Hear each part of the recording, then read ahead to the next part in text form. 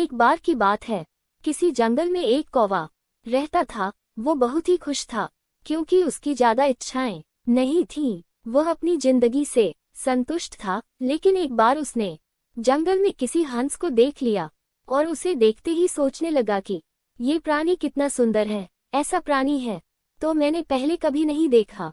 इतना साफ और सफेद, ये तो इस जंगल में औरों से बहुत सफेद और सुंदर है, इसलिए ये तो बहुत खुश रहता होगा। कौवा हंस के पास गया और पूछा, भाई तुम इतने सुंदर हो इसलिए तुम बहुत खुश होगे। इस पर हंस ने जवाब दिया, हाँ मैं पहले बहुत खुश रहता था जब तक मैंने तोते को नहीं देखा था।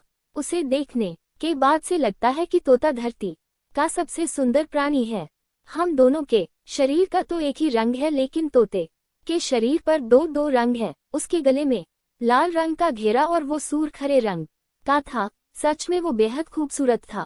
अब कौवे ने सोचा कि हंस तो तोते को सबसे सुंदर बता रहा है, तो फिर उसे देखना होगा। कौवा तोते के पास गया और पूछा, भाई तुम दो दो रंग पाकर बड़े खुश होगे। इस पर तोते ने कहा, हाँ मैं तब तक खुश था जब तक मैंने मोर को नहीं देखा था। मेरे पास तो दो ही रंग हैं, लेकिन मोर के शरीर पर तो कई तरह के रंग हैं। अब कौवे ने सोचा, सबसे ज्यादा खुश कौन है ये तो मैं पता करके ही रहूंगा, इसलिए अब मोर से मिलना ही पड़ेगा। कौवे ने मोर को जंगल में ढूंढा, लेकिन उसे पूरे जंगल में एक भी मोर नहीं मिला। और मोर को ढूंढते ढूंढते वह चिड़ियाघर में पहुंच गया तो देखा मोर को देखने बहुत से लोग आए हुए हैं और उसके आसपास अच्छी खासी भीड़ है। सब लोगों के जाने के बाद कौवे ने मोर से पूछा, भाई तुम दुनिया के सबसे सुंदर जीव हो और रंग बिरंगे हो। तुम्हारे साथ लोग फोटो खिंचवा रहे थे, तुम्हें तो बहुत अच्छा लगता होगा और तुम तो दुनिया के सबसे खुश जीव होगे।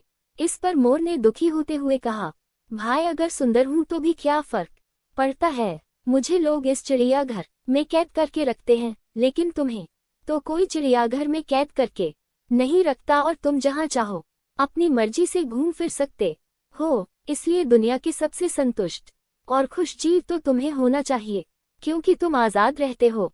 कौवा हैरान रह गया क्योंकि उसके जीवन की अहमियत कोई दूसरा बता गया। दोस्तों, ऐसा ही हम लोग भी करते हैं। हम अपनी खुशियों और गुणों की तुलना दूसरों से करते हैं, ऐसे लोगों से जिनका रहन सहन का माहौल हमसे बिल्कुल अलग होता है। हमारी जिंदगी में बहुत सारी ऐसी चीजें होती हैं जो केवल हमारे पास हैं, लेकिन हम उसकी अहमियत समझकर खुश नहीं होते। लेकिन दूसरों की छोटी खुशी भी हमें बड़ी लगती है, जबकि हम अपनी बड़ी खुशियों को इग्नोर कर देते हैं।